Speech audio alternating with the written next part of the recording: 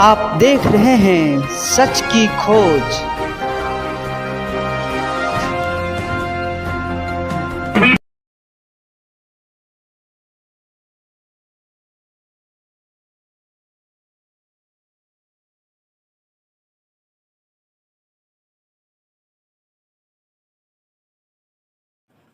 आप नए party join किए हैं, इससे कितना उम्मीद है और आगे क्या आपका एजेंडा रहेगा इस पार्टी को लेकर?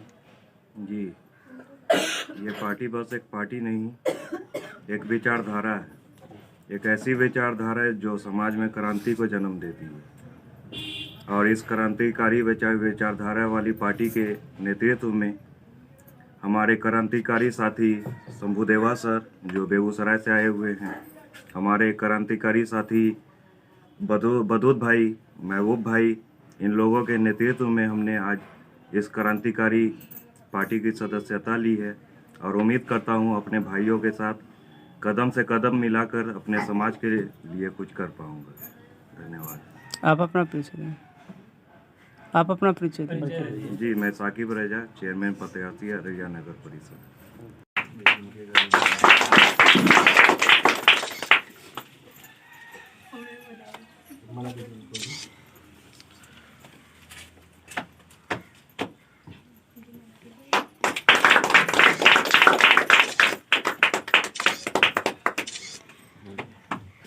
To say something about this organization, All India Stress Federation. So now I'm not going to say anything more about this organization because we all know and we are very already introduced this organization. And if we talk about this organization is not like that we have to do anything else with it, but we have a power, and everyone knows that we have power in unity, and we are very proud to be a unity. As like we are all over here, as like we are together over here, and this organization, All India Stress Federation, is only for the students, and this organization, All India Youth Federation, is for the words that who already completed the education. And as we all know that as we all students, we have many problems in our life and in our education journey especially. And if we are all together, we can solve the problems which comes in our education journey. And if you are together, and we are very very thankful to all the guys. Thank you. उसको लाल सलाम। उसके बाद सबसे पहले यहाँ की जो समस्या है, हर स्टूडेंट हो या यूथ हो, ठीक है, तो अनेक समस्या हमेशा आती जाती रहती है, ठीक है। उससे समाधान करने के लिए हम लोग एक संघ तैयार कर रहे हैं जो ऑल इंडिया स्टूडेंट फेडरेशन और ऑल इंडिया यूथ फेडरेशन के नाम से इसको हम लोग चलाएंगे आगे, ठीक है। इसमें यूथ और स्टूडेंट दोनों के लिए संघ बनाया गया है, जिसमें यूथ के लिए अलग है और स्टूडेंट के लिए अलग फेडरेशन को हम लोग चलाएंगे। इसमें जैसे स्टूडेंट के लिए क्या होता है कि स्टूडेंट जाते हैं कॉलेज में अप्लाई करने के लिए या एडमिशन करने के लिए, उसको बोला जाता है कि सीट खत्म हो गया है, या मतलब उसका एडमिशन फी है वो ज़्यादा दिया जाता है, ठीक है।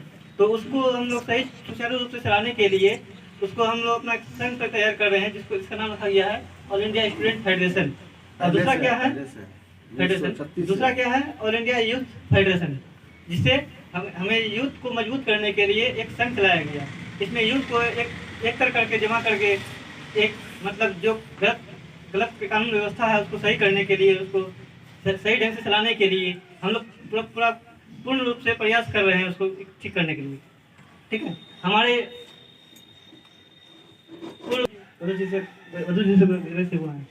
बताना चाह रहे हैं ऑल इंडिया यूथ फेडरेशन पूरे बिहार में और पूरे देश में अभी मेंबरशिप कर रहा है ताकि ज़्यादा से ज़्यादा यूथ लोग इसमें जुड़े। अभी जो स्थिति है देश में, आप देख रहे हैं कि बेरोजगारी दर कितना बढ़ गया है, और हम मोदी सरकार ने कहा था कि हम हर साल 2 करोड़ लोगों को रोजगार देंगे। रोजगार तो ये दे नहीं सके और बेरोजगारी इन्होंने बढ़ा दिया। और आप जानिए कि इन्होंने कहा था कि अच्छे दिन लाएंगे, और ये देश की संपत्ति को बेचना शुरू कर दिए। रेल हो गया, LIC हो गया, बहुत सारे चीज़ों को ये बेचना शुरू कर दिए। जितना ज़्यादा पब्लिक सेक्टर होगा उतना ज़्यादा नौजवानों को रोजगार मिलेगा, आप इस बात को समझ लीजिए। दूसरी बात कि ये जो संगठन है कहीं पर भी किसी तरह का जाति होता है तो वहाँ पर सबसे पहले ये लड़ाई लड़ने का काम करता है।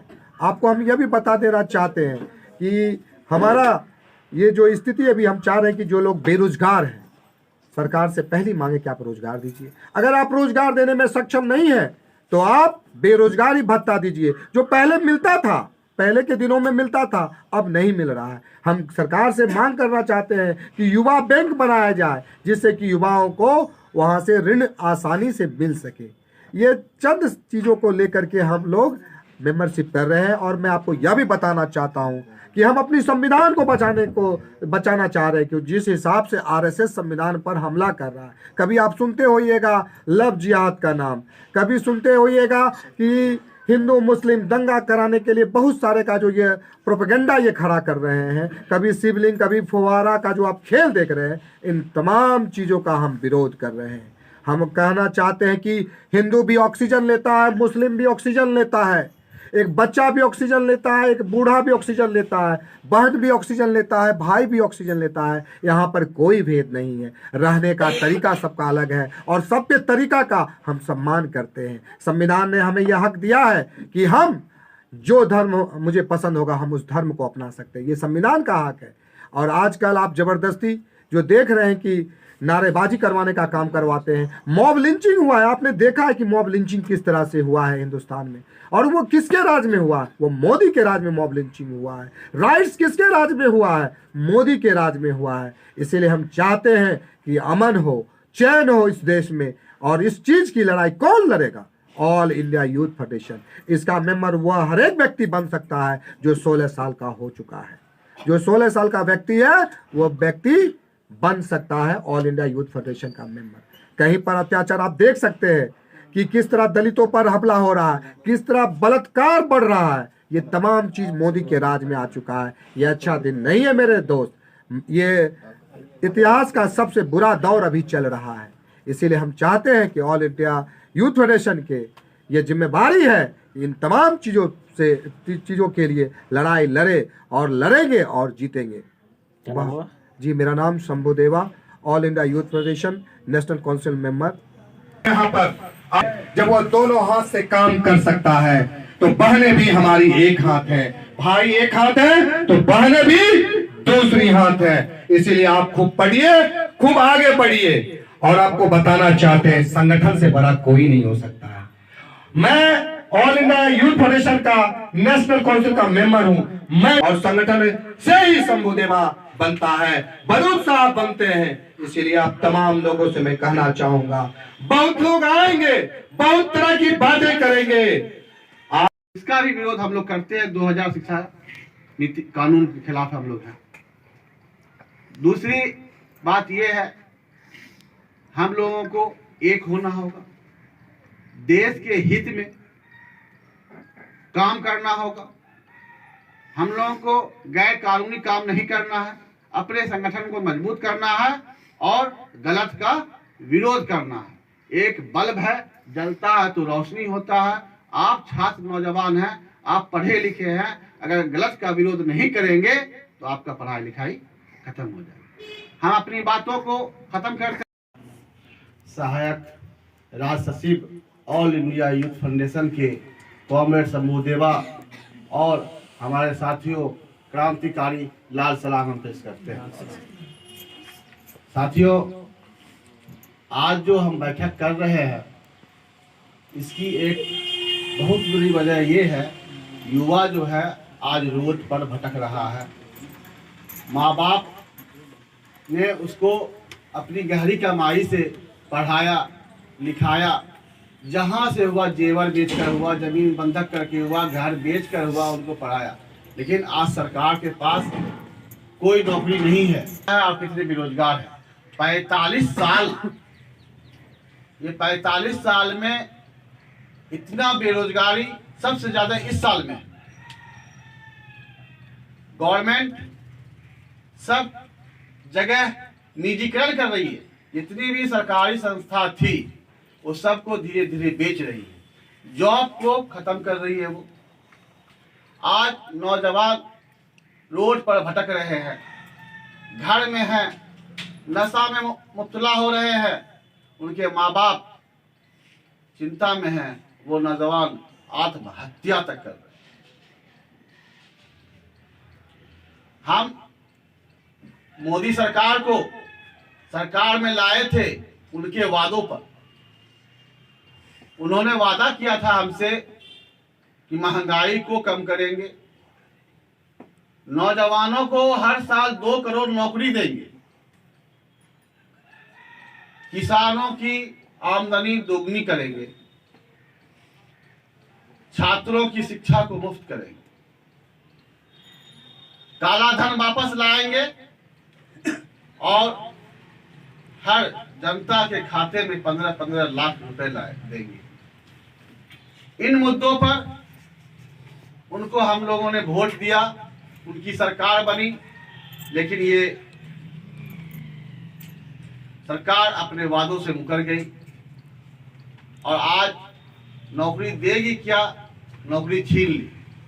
प्राइवेट सेक्टरों में 8,000 10,000 में नौकरी कर रहे हैं बच्चे, 12 घंटा 14 घंटा 16 घंटे तक काम करना पड़ रहा है, उनकी मजबूरी है। वो नौजवान 8,000 10,000 कमाता है, लेकिन उसका घर नहीं चल रहा है। आज 2 लोगों का परिवार नहीं चल रहा है। एक तरफ नौकरी नहीं है, पेंशन नहीं है, और दूसरी तरफ महंगाई आ गई। आज़ादी जब हम लोग गुलाम थे अंग्रेजों के हाथों, अंग्रेज ने नमक पे टैक्स लगाया था, तो गांधी जी ने आंदोलन शुरू कर दिया था। पूरे हिंदुस्तान में इसका आंदोलन हुआ था। आज जीएसटी लगा दिया गया आटा चावल दाल पे, जो इस पे अंग्रेज भी नहीं लगाया था। तो हम लोग घर में हैं, बैठे हुए हैं, सोए हुए हैं, इससे काम नहीं चलेगा। हम नौजवानों को एक होना पड़ेगा। आज छात्रों के विरुद्ध एक कानून निकाल दिया, पास कर दिया वो 2020 शिक्षा नीति, जिसका all India youth foundation, all India student foundation इसका विरोध करती है। क्यों विरोध करती है? क्यों उस कानून में सबसे पहले शिक्षा को भगवाकरण कर दिया गया, उसमें हिंदुत्व बना दिया गया उसको। दूसरी बात यह है, आपकी जितनी भी यूनिवर्सिटी है, जितनी भी कॉलेज है, वो विदेशी संस्था के हाथों बेच दिया गया है। आपको 2020 शिक्षा नीति में जो है, ये विज्ञान साइंस नहीं है, उसमें जादू टोना काला जादू ये सब सिखाने के लिए कहा गया है। उसमें छात्र का चुनाव नहीं होगा, उसमें शिक्षकों का संगठन नहीं बन सकता है। तो आप आज अगर 18,000 से 20,000 में ग्रेजुएशन कर रहे हैं, उस टाइम में 20,000 रुपये 50,000 रुपये लगेगा, 1 लाख रुपये लगेगा। वो पढ़ाएगी, विदेशी कंपनी आके आपको पढ़ाएगी और पैसा वसूलेगी। क्या हमारी यूनिवर्सिटी में ताकत नहीं पढ़ाने? लोग बोलेंगे नहीं, विदेश की कंपनी आ रही है, विदेश की यूनिवर्सिटी आ रही है और इंडिया में आपको पढ़ाएगी, आपके घर में शिक्षा मिलेगा, तो महंगाई कितना हो जाएगी। हम 18,000 कर रहे हैं, कहाँ 1,20,000 रुपये हमें देना पड़ जाएगा।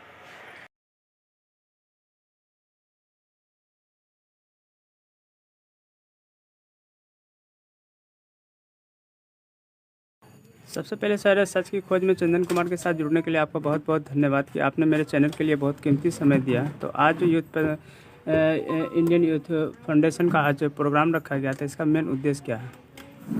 सबसे पहले मैं आपके चैनल के दर्शकों को धन्यवाद देता हूं, और ऑल इंडिया यूथ फाउंडेशन का अररिया में जो आज बैठक रखी गई है, इसका सिर्फ मकसद ये है कि हम बेरोजगार छात्र नौजवान एक हों और एक बैनर के नीचे, ऑल इंडिया यूथ फाउंडेशन के बैनर के नीचे हम लोग आएँ और इस सरकार से अपने अधिकार की मांग करें और हमें रोजगार दे, हमें शिक्षा दे, और 2020 जो शिक्षा नीति है उसे वापस ले। हमारी यही मांग है सरकार से, और नौजवानों से हम लोग अपील करते हैं इस संगठन में आए और इस संगठन को मजबूत बनाएं। कि ये जो सरकार से जो आपकी मांगे हैं, लगातार आप मांगे करते आए हैं, क्या लग रहा है कि आपको सरकार आपकी मांगे को पूरा कर पाएगी? देखिए, सरकार जो है पब्लिक चलाती है, पब्लिक जाग जाएगी, हम नौजवान जाग जाएंगे। अभी 25 दिसंबर को हमने पार्लियामेंट मार्च भी किया है हम लोगों ने 25 दिसंबर को, और सरकार के खिलाफ हम लोग आंदोलन कर रहे हैं। और अगर सरकार हमारी मांग नहीं मांगती है तो हम आगे बहुत बड़ा आंदोलन छेड़ेंगे और जेल भरो आंदोलन तक हम लोग करेंगे। सरकार को झुकना होगा, नौजवानों का ये देश है, नौजवानों के सामने इनको झुकना होगा, इनकी मांगों को पूरा करना होगा। अगर नहीं करते हैं, इन्हें हम गद्दी से उखाड़ फेंकेंगे।